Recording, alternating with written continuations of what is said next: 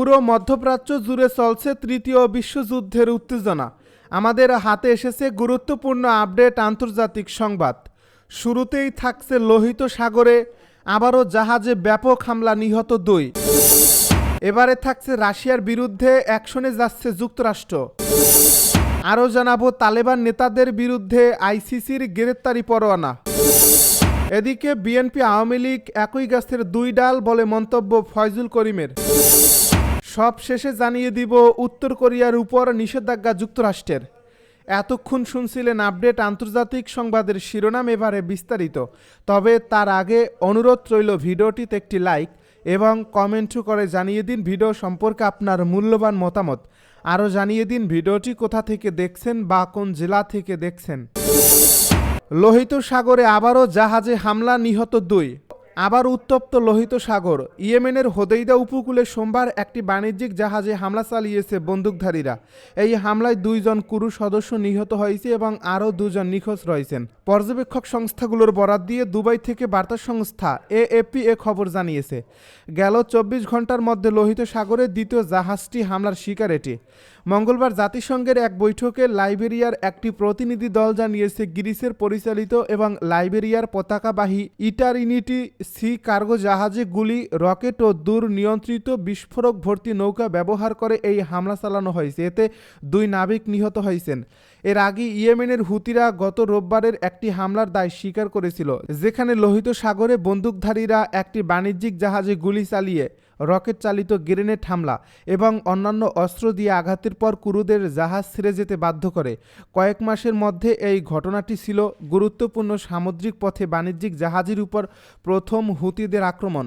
যুক্তরাজ্য ভিত্তিক নিরাপত্তা সংস্থা অ্যামরে সোমবার জানিয়েছে লোহিত সাগরে উত্তর দিকে যাওয়ার সময় লাইবেরিয়ার পতাকাবাহী একটি বাল্কো ক্যারিয়ারের দিকে 2টি স্পিক এবং ড্রোন আক্রমণ করে। এই স্কিপগুলো জাহাজের উপর গুলি চালায় বলে জানা গেছে এবং জাহাজের আর্মড সিকিউরিটি টিম পাল্টা গুলি চালায়। এ সময় 2 ক্রু আহত ও আরও 2 ক্রু নিখোঁজ রয়েছে বলে জানা গেছে।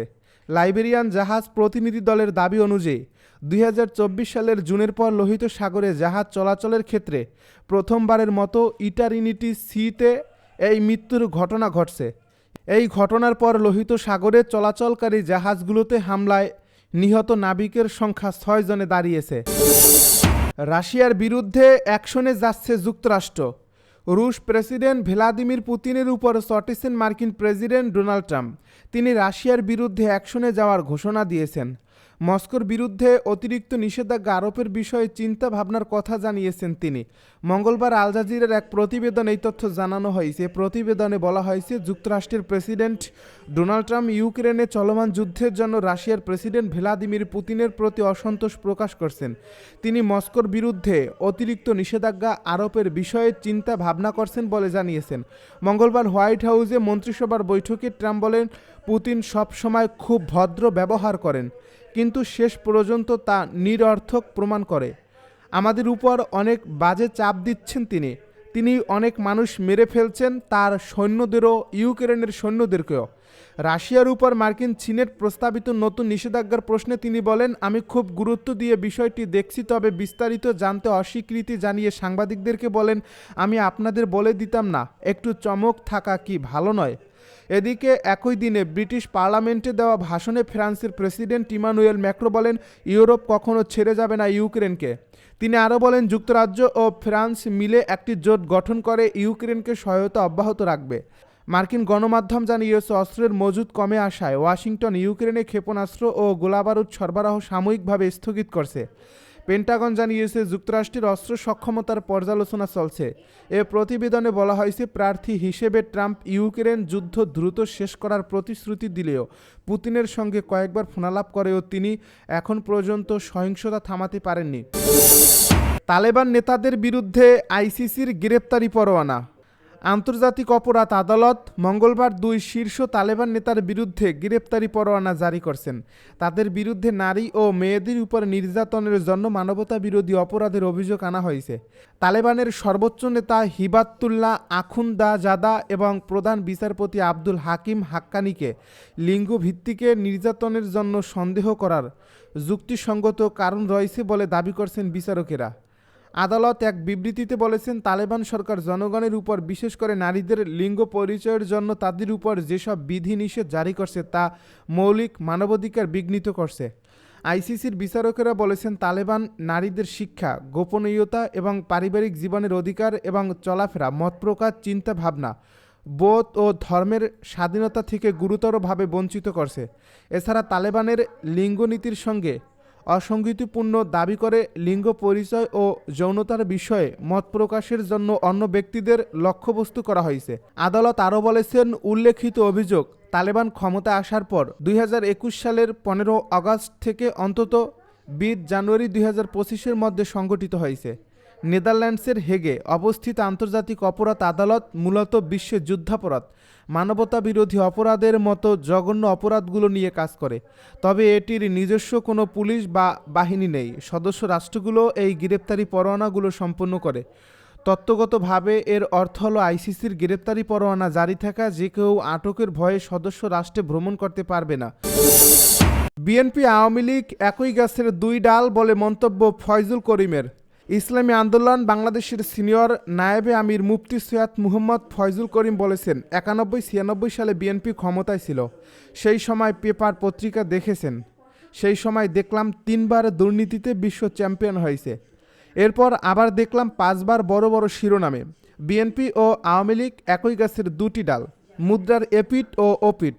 মঙ্গলবার বিকেলে শহরের মাদ্রাসা মোড়ে ইসলামী আন্দোলন বাংলাদেশ নাটোর জেলা শাখা আয়োজিত রাষ্ট্র সংস্কার, গণহত্যার বিচার ও সংখ্যানুপাতিক পিআর পদ্ধতিতে সুষ্ঠু নিরপেক্ষ নির্বাচনের দাবিতে গণসমাবেশে প্রধান অতিথির বক্তব্যে তিনি এসব কথা বলেন। মুফতি সৈয়দ মুহম্মদ ফয়জুল করিম বলেন, অনেকে বলতে পারে দেশের প্রতি আমাদের এত দরদ কেন? দরদ এ কারণে যে জুলাই আন্দোলনে আমরা বুলেটের সামনে ছিলাম, ট্যাঙ্কের সামনে ছিলাম, এজন্য আমাদের দরদ বেশি। যারা বিদেশে ছিলেন তাদের দরদ থাকতে পারে না। তাই কথা বলার দায়িত্ব এবং অধিকার আমাদের। এদেশে যারা রাস্তায় ছিল তারা কথা বলবে, আর যারা রাস্তায় ছিল না তারা জেলখানায় থাকবে। কেননা আমরা রাস্তায় না থাকলে তারা আজকে জেলখানায় থাকতো। ইসলামী আন্দোলন বাংলাদেশ নাটোর জেলার সভাপতি মাওলানা মোহাম্মদ আলী সিদ্দিকীর সভাপতিত্ব অনুষ্ঠানে বক্তব্য রাখেন ইসলামী আন্দোলন কেন্দ্রীয় কমিটির প্রেসিডিয়াম সদস্য অধ্যাপক মাহবুবুর রহমান, রাজশাহী বিভাগীয় সাংগঠনিক সম্পাদক মুফতি শেখ মুহম্মদ নুরুন নবী, জেলা জামায়াতের আমির অধ্যাপক ডক্টর মীর নুরুল ইসলাম এবং নায়েবে আমির অধ্যাপক ডক্টর ইউনুস আলী প্রমুখ। উত্তর কোরিয়ার উপর নিষেধাজ্ঞা যুক্তরাষ্ট্রের। উত্তর কোরিয়ার নেতা কিম জন উনের সামরিক গোয়েন্দা সংস্থার এক সদস্যের বিরুদ্ধে নিষেধাজ্ঞা জারি করছে যুক্তরাষ্ট্রের ট্রেজারি বিভাগ। ওই সদস্য সং কুম হিয়ক আন্দার রিয়েল নামে পরিচিত একটি হ্যাকিং দলের সক্রিয় সদস্য বলে জানা যায়।